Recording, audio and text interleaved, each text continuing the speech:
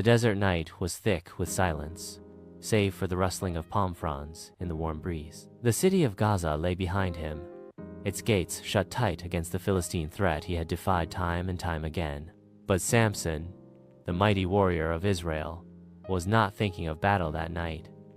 His thoughts were consumed by a woman, Delilah. She was unlike any woman he had ever known. Her beauty was a snare, her voice a song that wove its way into his heart like the silk of a spider's web.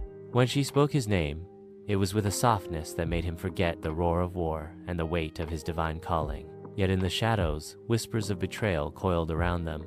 The Philistine lords had come to Delilah with a tempting offer, silver beyond measure, if she could uncover the secret of Samson's strength. She had hesitated, but the lure of wealth and power was strong, stronger perhaps than her growing affection for the man she was sent to betray.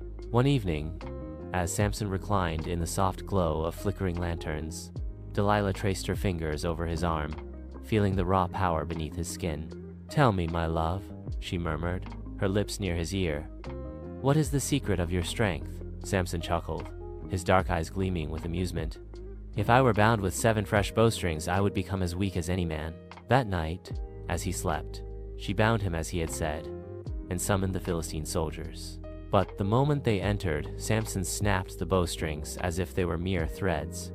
The warriors fled in terror, and Delilah pouted in feigned frustration. "You have mocked me," she whispered, resting her head against his chest. "If you truly loved me, you would tell me the truth." 3 times he deceived her. 3 times she tested him. And each time the Philistines came, only to flee in fear of his unmatched strength. But Delilah was relentless. Her words were like rain, soft and constant, wearing down even the strongest stone. At last, on a night when the stars burned bright, Samson could resist no longer. He sighed and ran his fingers through her hair. "No razor has ever touched my head," he confessed. "I am set apart for God. If my hair were cut, my strength would leave me, and I would be like any other man." Delilah's heart pounded. She held him close, whispering sweet nothings, until his breathing slowed, and he drifted into sleep. Then, with trembling hands, she called for a servant to shave the locks that had been his divine gift.